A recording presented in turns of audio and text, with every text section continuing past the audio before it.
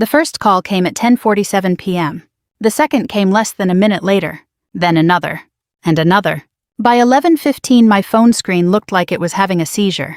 23 missed calls, 14 voicemails, 37 text messages, all from the same man. The same man who just hours earlier had told me never to contact him again. The same man who had written, "Don't call or come over again, we're done. And don't even think about the will, sweetie." I remember sitting on my back porch in North Carolina, still wearing my Army uniform pants and a faded gray t-shirt, staring at the endless notifications lighting up my screen. The night air smelled like wet grass. Somewhere in the distance a dog barked. And for the first time in years I laughed. Not because anything was funny, because I finally understood something. My father thought he had just won. What he didn't know was that he had just made the biggest mistake of his life. And before midnight he was going to realize it. My name is Emily Carter. I'm 38 years old. I'm a lieutenant colonel in the United States Army. For almost 20 years I believed that if I worked hard enough, sacrificed enough, and loved my family enough, eventually my father would see me. Not my rank, not my accomplishments, not the money I quietly spent helping them. Me. I was wrong. The strange thing about favoritism is that the favored child often doesn't notice it. But the other child notices every single time. Every birthday. Every holiday, every family gathering, every conversation. I noticed all of them. My older brother Ryan was 3 years older than me. Growing up, he could do no wrong. If Ryan got a C, Dad said school was unfair. If I got an A, Dad asked why it wasn't an A+. If Ryan crashed a car, it was bad luck. If I forgot to call for 2 days during military training, I was selfish. The rules were always different. The older I got, the more obvious it became. My father never hated me. That would have almost been easier. He simply valued Ryan more. And somehow that hurt worse. When I enlisted at 18, Dad acted as though I had personally betrayed him. "You're throwing your life away," he told me. "You could work with family." I still remember standing in our driveway with a duffel bag over my shoulder. "I need to do this." "No," he said. "You want to do this." Those words stayed with me for years. Because he was right. I did want it. I wanted purpose. I wanted challenge. I wanted a life bigger than our small town. The Army gave me all of that. It also taught me something my father never did. Respect has to be earned. Over the years, I deployed overseas multiple times, missed holidays, missed birthdays, missed weddings. I spent anniversaries sleeping in tents and Christmas mornings in combat zones. But every time I came home, I tried to reconnect with my family, especially my parents. I called every week, sent gifts, visited whenever I could. And when money became a problem, I helped. Quietly, without asking for recognition. When Mom needed surgery, I paid the portion insurance didn't cover. When the roof leaked, I wrote a check. When Dad's truck died, I replaced it. Every single time they accepted the help, but gratitude never lasted long, especially with Dad. Because somehow Ryan always needed more. Ryan was 50 kinds of charming and 1 kind of irresponsible. Businesses failed. Jobs disappeared. Relationships exploded. Credit cards maxed out. Yet every disaster somehow became somebody else's fault. And every time he fell, Dad rushed to catch him. The rest of us were expected to applaud. 3 weeks before everything fell apart, Dad called a family meeting. That alone was unusual. Dad hated family meetings. According to him, families should simply listen, not discuss, not debate. Listen. I drove 3 hours to attend. When I arrived, Ryan was already there. Mom looked nervous. Dad looked determined, which meant trouble. Dinner barely lasted 15 minutes before he got to the point. "I've made some decisions about the future." Nobody spoke. Dad folded his hands. "The estate will go to Ryan." Just like that. No explanation. No discussion. Ryan smirked. Mom stared at her plate. I felt something cold settle in my chest. "Everything I asked." Dad nodded. "Everything." I sat quietly for a moment. Then asked the question nobody else would. "Why?" His jaw tightened. "Because he needs it." I almost laughed. Ryan was 41 years old, not 14. He needs it because he keeps making terrible decisions. Dad slammed his palm on the table. "There you go." "There I go, what?" "Judging your brother." I stared at him. "Dad, you've paid his debts for 20 years. He's family. So am I." The room went silent. Dad looked away first. That hurt more than anything he could have said, because it answered the question. So I stood, picked up my keys, and left. The next morning I woke up to the text. No phone call. No conversation. No attempt to fix things. Just words. Cold. Final. Don't call or come over again. We're done. And don't even think about the will, sweetie. Sweetie. That word annoyed me more than the rest. Like I was still 10 years old. Like he was dismissing me with a pat on the head. I read it twice, then smiled, and replied, "Yes, sir. Nothing else. No argument. No defense. No anger. Just 2 words." Then I put my phone down. For the first time in my life, I stopped chasing my father's approval. The silence that followed felt strange, almost uncomfortable, then surprisingly peaceful. I spent the rest of the day cleaning my house, organizing closets, sorting paperwork, doing all the small tasks people ignore when they're emotionally exhausted. Late that afternoon, I opened a storage box I hadn't touched in years. Most of it contained military records, old photographs, letters from deployments, memories. Then I found a large yellow envelope. My stomach tightened instantly. I knew exactly what it was. The envelope my grandfather had given me 15 years earlier. The one he told me never to lose. The one I had promised to keep safe. I sat down slowly. Outside rain tapped softly against the windows. For several moments I simply stared at the envelope resting in my lap. I hadn't opened it in years. Hadn't even thought about it recently. But now something felt different. Something felt important. Almost urgent. I ran my fingers across Grandpa's handwriting. My chest tightened with memories. Of fishing trips, Sunday breakfasts, long talks on his porch. He had always understood me in a way nobody else did. Especially my father. And suddenly I remembered something he had told me during our final conversation. One sentence. One warning. At the time it had seemed strange. Now it felt like a message waiting to be understood. I looked at the envelope again. Then at the growing pile of missed calls beginning to appear on my phone. The first few were from Mom. Then Ryan. Then Dad. Again. And again. And again. I didn't answer. Instead, I carefully opened the envelope. And what I found inside made me realize my father had absolutely no idea what was about to happen. The envelope smelled faintly of old paper and cedar wood. For a moment, I was no longer sitting alone in my house. I was 23 years old again, standing beside my grandfather's hospital bed. The memory arrived so vividly that I could almost hear the steady beep of the heart monitor. Almost feel the cold hospital air against my skin. Back then, I had just finished officer candidate school. I was young, determined, and convinced that hard work could solve almost anything. My grandfather had asked everyone else to leave the room. My father, my mother, Ryan, even the nurses. When the door closed, he motioned for me to come closer. His hands looked thinner than I remembered. Age and illness had taken their toll, but his eyes were still sharp, still strong, still the eyes of a man who had spent his life building something that mattered. "Emily," he said quietly. "Yes, Grandpa. There's something I need you to do for me." I remember pulling a chair closer. "You name it." A faint smile crossed his face. "You always say that." "Because I mean it." For several seconds, he simply looked at me. Then he reached into the drawer beside his bed and removed a large yellow envelope. The same envelope now sitting in my hands 15 years later. "I want you to keep this." "What is it?" "You'll know when the time comes." I laughed softly. "That sounds mysterious." "It is." The smile disappeared. His expression turned serious. "Very serious?" Then he said something I never forgot. "One day your father's choices will destroy this family." At the time, I thought the medication was affecting him. My father and grandfather had always argued. Nothing unusual there. But now, 15 years later, those words echoed differently. Like a warning. Like a prediction. Like a man who knew exactly what was coming. Back in the present, I carefully removed the documents from the envelope. The first several pages looked familiar. Property records, tax filings, business agreements. Nothing dramatic. At least not at first glance. I kept reading. Page after page. My military training had taught me patience. Details matter. Small things become big things when people ignore them. By the 20th page, I stopped breathing for a second. Then I read the paragraph again. And again. Because surely I had misunderstood. But I hadn't. The family land wasn't legally my father's. Not completely. In fact, a large portion of what everyone referred to as Dad's property had never actually belonged to him. The ownership structure was far more complicated. Grandpa had established a family trust decades earlier. Most of the assets had been transferred into that trust.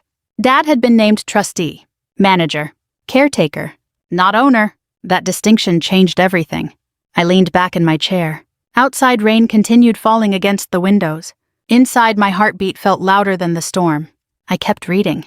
The deeper I went, the more uncomfortable I became. because suddenly dozens of events from the past 20 years started making sense. Dad had always acted like the family assets belonged to him. Completely. Absolutely. But legally that wasn't true. His authority came with conditions, responsibilities, restrictions. And according to these documents, Grandpa had been extremely specific. One clause immediately caught my attention. I read it 3 times, then a 4th. The language was clear. If the trustee used family assets primarily to benefit one heir at the expense of others, if the trustee violated fiduciary responsibilities, if the trustee demonstrated favoritism that endangered the long-term interests of the family trust, then oversight authority could be transferred, not automatically, but through legal review. I stared at the name listed beneath that clause. My name, Emily Carter. For several moments I simply sat there, motionless. The room suddenly felt smaller. I wasn't shocked because I might inherit something. I genuinely didn't care about the money. What shocked me was that Grandpa had anticipated this exact situation 15 years ago, long before the latest fight, long before the text message, long before tonight. He had seen something everyone else ignored. Something I had spent years pretending wasn't real. My father's favoritism. I closed my eyes, and memories came flooding back. Ryan's failed construction company. Dad using family funds to bail him out. Ryan's second business. Another rescue. Ryan's divorce. Dad paying legal fees. Ryan's tax problems. Dad handling those too. Every crisis. Every mistake. Every bailout. At the time I dismissed it as parental loyalty. Now I wasn't so sure. I turned another page, then another. My stomach dropped. There were financial summaries, detailed ones. Grandpa had apparently ordered independent audits during the final years of his life. Several notes had been attached. Handwritten. Meticulous. Concerned. One note stood out. Repeated transfers without proportional benefit to trust beneficiaries. Another, excessive support provided to Ryan Carter. And another, potential future risk if pattern continues. I rubbed my forehead. This wasn't just favoritism. This was documentation. Evidence. Years of it. Suddenly my phone buzzed again. Dad. Calling. I let it ring. Then another call. Ryan. Ignored. Then Mom. Ignored. For the first time in my life, I wasn't interested in defending myself. I wanted answers. At nearly midnight, I found the final section. A sealed letter addressed specifically to me. My hands shook slightly as I unfolded it. The handwriting was unmistakably Grandpa's. Emily, if you're reading this, then one of 2 things has happened. Either your father finally learned fairness, or he didn't. I smiled despite myself. That sounded exactly like him.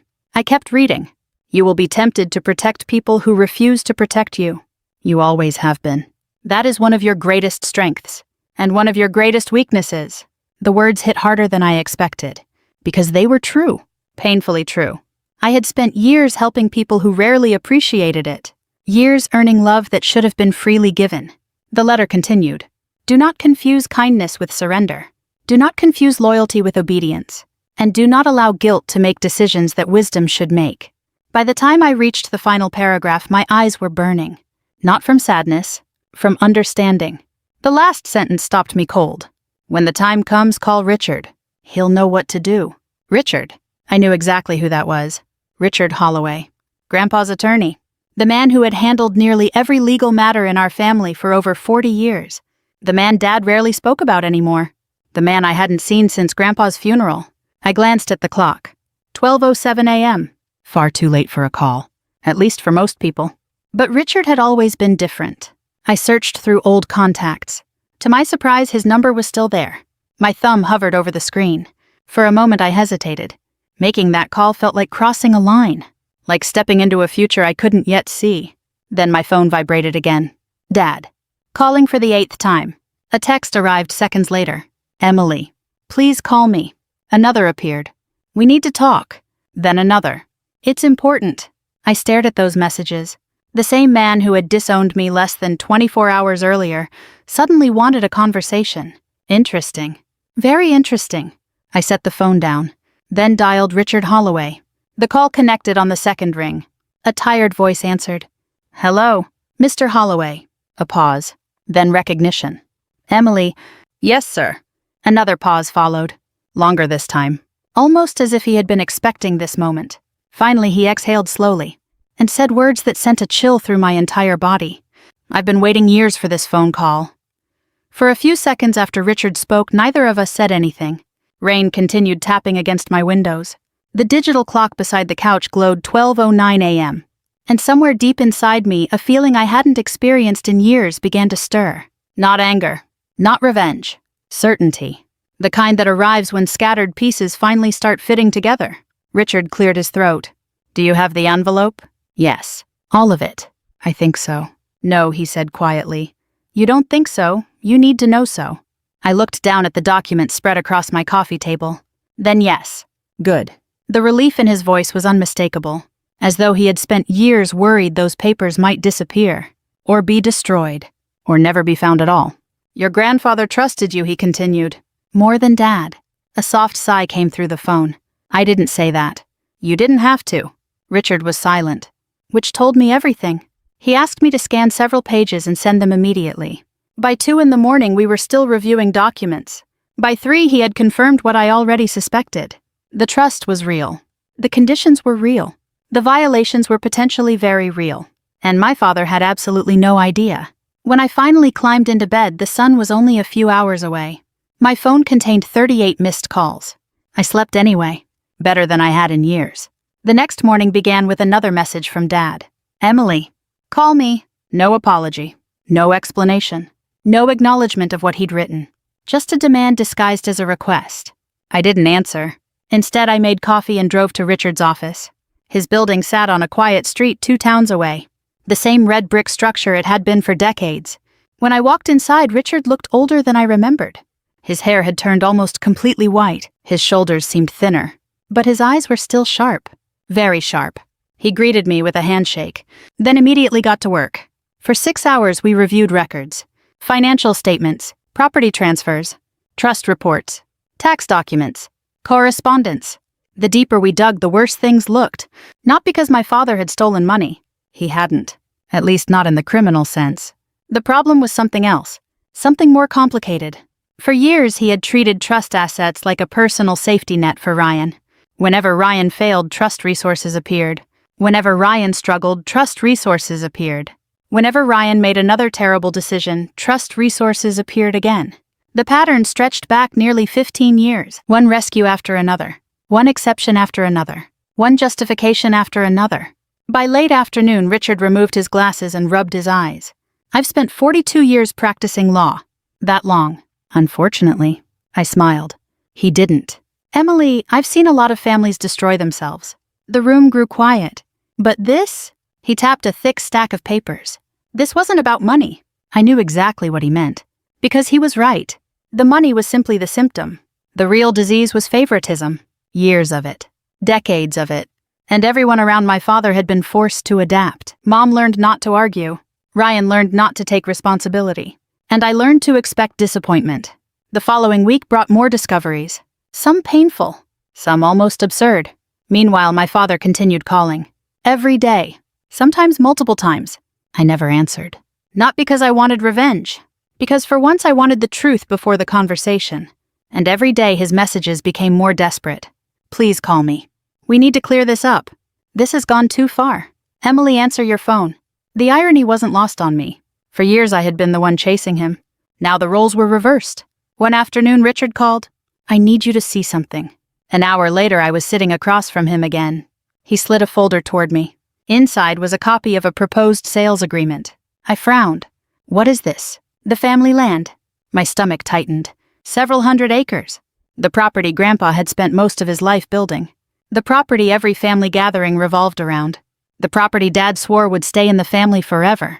They were selling it. Or trying to. I continued reading. A development company. Luxury housing project. Multi-million-dollar transaction. Projected closing date. 3 weeks away. I looked up. Does Ryan know? Richard laughed. Not because it was funny. Because the answer was obvious. Ryan helped arrange it. Of course he did. I leaned back. The disappointment hit harder than anger. Because despite everything, I had still hoped there were limits. Apparently there weren't. The next few days felt surreal. Word spread quickly through town. People began congratulating Dad. Congratulating Ryan. Talking about the deal. Talking about the future. Talking about the money. Then came the barbecue. The celebration. The party that would eventually become one of the most humiliating moments of my father's life. I wasn't invited. That detail surprised exactly nobody, but several people who attended later told me what happened. Dad stood in the backyard holding a drink. Ryan beside him. Friends and relatives everywhere. And for the first time in years, they looked victorious. Like men who had finally won. One guest eventually asked about me. According to 3 different witnesses, Dad laughed. Actually laughed. Then said, "She chose the army over family." Someone asked if I would challenge the sale. Dad shook his head. Number. The confidence in that single word was astonishing. He doesn't know, Richard said when I later told him. Number. He really doesn't. And that was the problem.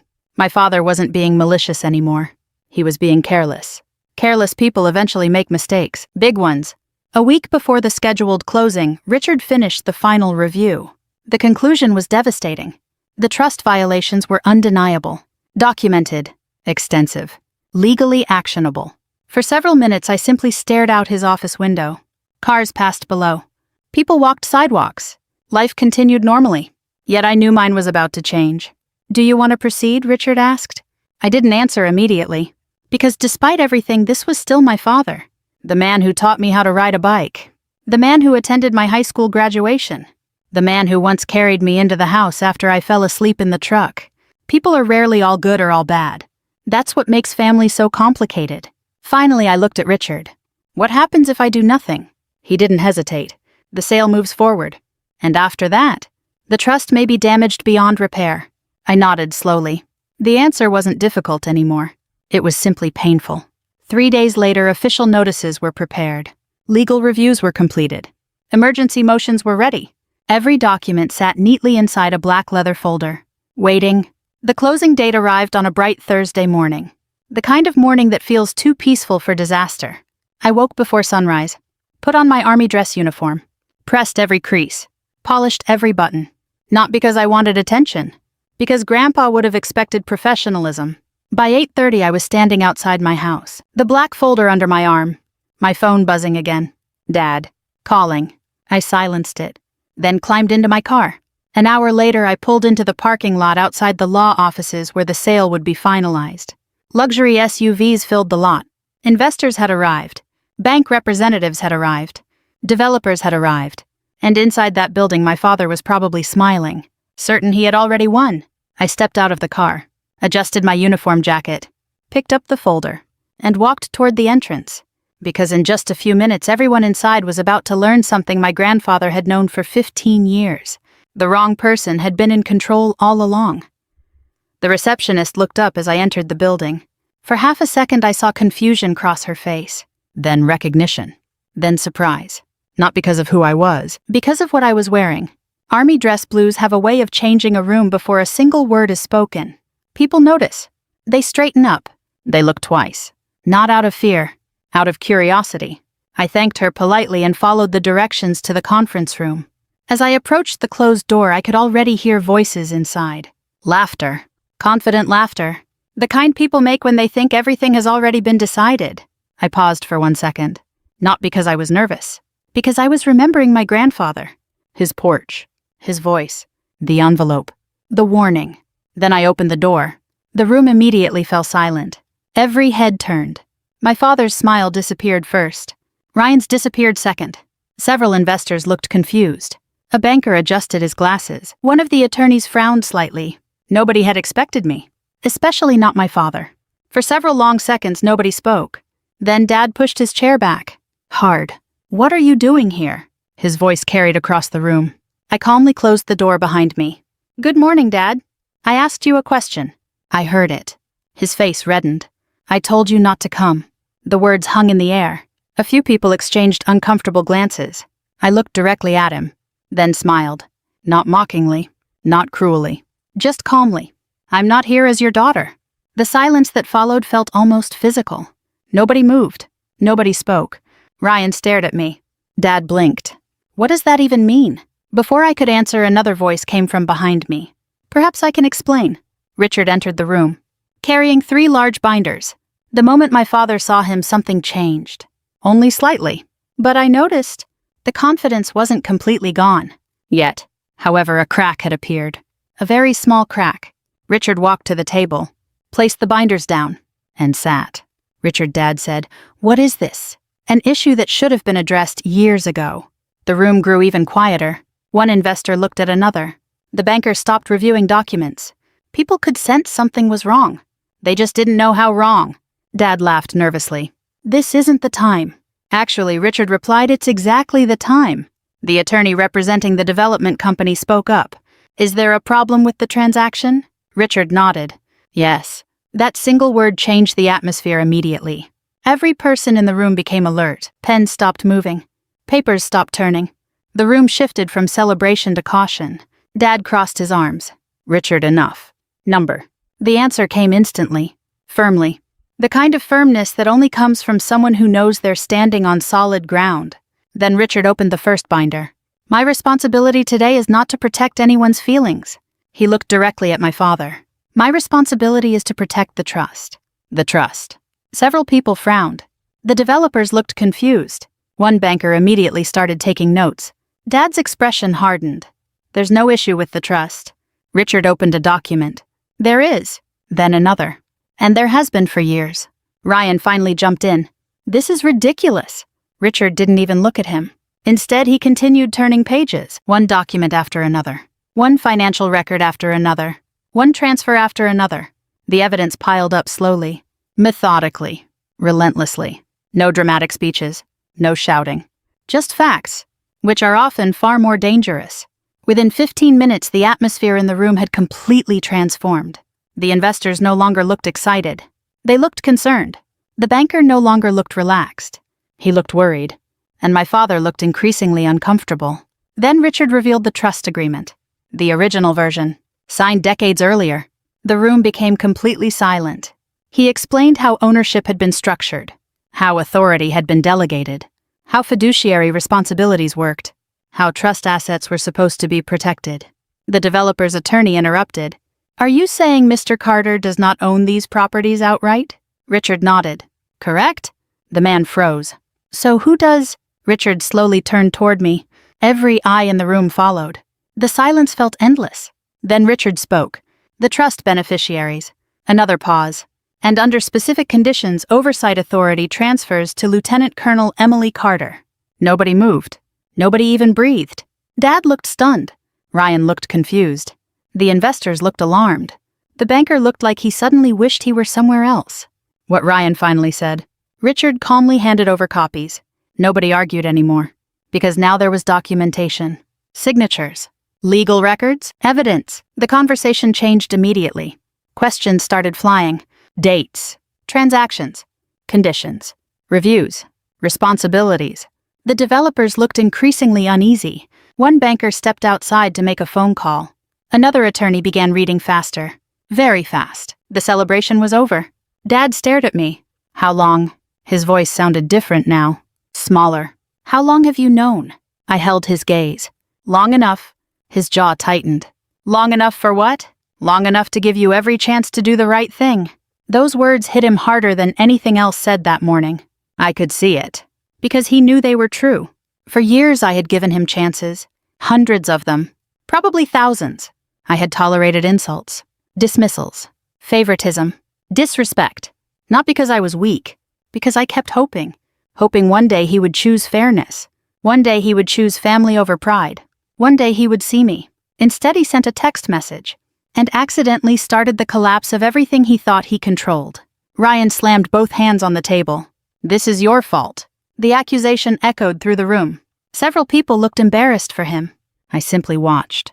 "Mine. You planned this." "Number." "Yes, you did." "No, Ryan." For the first time all morning, my voice became slightly harder. "I didn't create this situation." I looked directly at him. "You did." His face reddened instantly. Because deep down he knew. Every bailout, every rescue, every excuse, every special treatment, all of it had led here. Nobody else, him. The final blow came 30 minutes later. The bank formally suspended participation. The development company postponed closing indefinitely. The transaction could not legally proceed until the trust dispute was resolved. Millions of dollars froze instantly. The room felt colder, heavier, final. The sale was dead, at least for now. Nobody celebrated. Not even me. Because despite everything, victory didn't feel the way people imagine. It wasn't exciting. It wasn't satisfying. It was sad. Watching your father lose isn't enjoyable, even when he's the one who caused it. Especially then. By noon, the meeting was effectively over. People began leaving. Quietly. Awkwardly.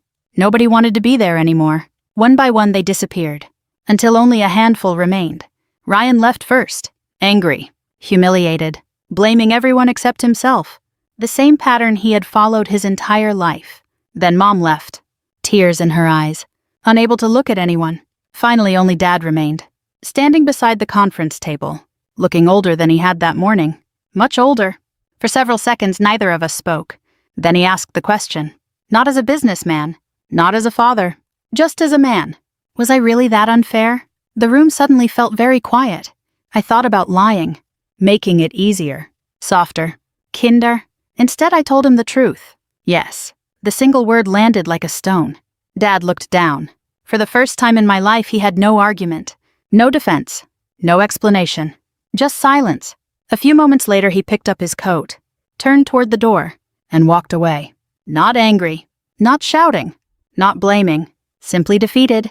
The man who had controlled every family conversation for decades left without saying another word. And as the door closed behind him, I realized something important. The real consequences hadn't started yet, because sooner or later he was going to go home and finally sit alone with the truth. I thought the hardest part was over. I was wrong. The meeting had ended. The sale had collapsed. The truth was finally out. But families don't unravel in conference rooms. They unravel afterward. In kitchens. In living rooms. In late-night phone calls. In quiet moments when people are left alone with consequences. That evening I drove home with the radio off. The black folder sat on the passenger seat beside me. Sunlight stretched across the highway. Traffic moved steadily. Everything looked normal. Yet nothing felt normal. Because for the first time in my life, I wasn't carrying the weight of proving myself to my father. The burden was gone. And strangely enough, that felt heavier before it felt lighter. I arrived home around 6, fed my dog, changed clothes, made coffee I didn't need, then sat on the back porch. The same place where this whole chapter had truly begun. The air was warm. The sky glowed orange and purple. Crickets chirped in the distance. Peaceful, until my phone buzzed. Dad? I stared at the screen. Didn't answer. A minute later it buzzed again. Dad. Again. Then again. Then Ryan. Then Mom. Then Dad. Then Ryan. By 9 o'clock the calls were coming every few minutes. By 10 they became almost constant. Voicemails started arriving. One after another. I listened to Ryan's first. Emily, call me. The second sounded less confident. Look, this got blown out of proportion. The third was angry. The fourth was desperate. The fifth was almost pathetic. For years, Ryan had always assumed somebody would rescue him. Dad. Mom. Sometimes even me. Now there was nobody left. The system that protected him had collapsed, and he had no idea what to do. Around 10:30, I listened to a voicemail from Mom. Her voice cracked almost immediately.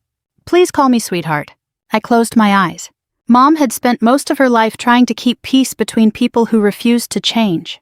That role ages a person. I knew she was hurting, but I also knew something else. Keeping peace and fixing problems are not the same thing. For decades, she had confused the two. The phone buzzed again. Dad. Again. I ignored it. At 11:15, another message appeared. Then another. Then another. The man who once took days to return calls was suddenly sending messages every 15 minutes. The irony wasn't lost on me. Finally, just before midnight, a text arrived. Not a demand. Not an accusation. Not an order. Just 4 words. Can we talk? I stared at the screen. For a long time. Then another message appeared. Please. That word hit differently. Because I honestly couldn't remember the last time my father had used it with me. Not as a formality. Not as a habit. But sincerely. I didn't answer that night. Or the next morning. Or the next day. Sometimes people need time to understand what happened. And my father had spent nearly 40 years believing he was right. That kind of belief doesn't disappear overnight. 3 days later, I finally called him.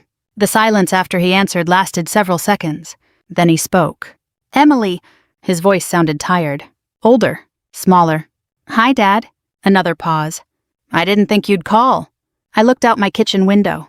Neither did I. Where are you? I asked. Home. His voice cracked slightly. The house feels awfully quiet. I knew exactly what he meant. For years, noise had protected him. Activity, control, distractions. Now all he had was reflection. We agreed to meet the following afternoon. Not at his house. Not at mine. A small diner halfway between our towns. Neutral ground. The kind of place where nobody holds home field advantage. When I arrived, he was already there, sitting alone in a booth, coffee untouched, looking out the window. For a moment, I barely recognized him. Not physically, emotionally. The certainty was gone. The authority was gone. The armor was gone. He looked like a man carrying something heavy. I sat across from him. Neither of us spoke immediately. Finally, he looked up. "I owe you an apology." I waited. Because apologies are easy.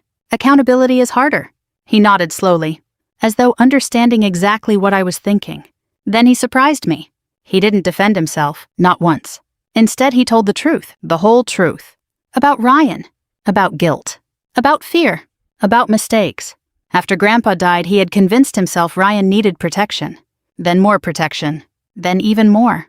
Eventually, helping Ryan became his identity. And somewhere along the way, he stopped noticing the damage. Or maybe he noticed and chose not to see it. Sometimes those are the same thing. The hardest moment came when he looked directly at me and said, "You never needed me." I shook my head. "That's not true." "It is." "No, Dad." My voice softened. "I needed you." The pain on his face was immediate, visible, real. Then why didn't I see it? For several seconds I couldn't answer. Because the truth was complicated. Because people rarely become who they are overnight. Finally I said, "Because you were too busy worrying about the child who kept falling to notice the one who learned how to stand." His eyes filled with tears, actual tears. I had seen my father cry exactly twice in my life. At Grandpa's funeral. And now, the diner became very quiet. Neither of us rushed to fill the silence. Some moments deserve space. This was one of them. Eventually he looked down at his hands. "I thought you'd come back no matter what." There it was. The truth beneath all the other truths. Not favoritism. Not money. Not even Ryan. Entitlement. He believed my love was guaranteed. Unconditional. Permanent. No matter how poorly he treated it. And for years he had been right. Until he wasn't. I reached across the table. Not because everything was fixed. Because some bridges deserve an opportunity to be rebuilt. Even slowly. Even carefully. "I'm not angry anymore," he nodded. "But things can't go back to the way they were." Another nod. This one heavier. "I know." And for the first time I believed him. Over the next year our relationship changed. Not magically. Not perfectly. Slowly. The way real healing happens. Ryan eventually got a job. Kept it. For once. Mom stopped trying to manage everyone else's emotions. Dad started listening more than talking. And I finally stopped carrying responsibilities that never belonged to me. The trust remained protected. The land remained in the family. And together with Richard I established something Grandpa would have loved. A scholarship fund for military families. Every year it helps young men and women pursue education and service. Every year Grandpa's name lives on. Exactly the way he deserved. About 13 months after the meeting I received a text message on my birthday. Simple. No speeches. No drama. No conditions. Just one sentence. "I'm proud of you, kid." I stared at the screen for a long time. Then smiled. Not because the words fixed the past. They didn't. Nothing can.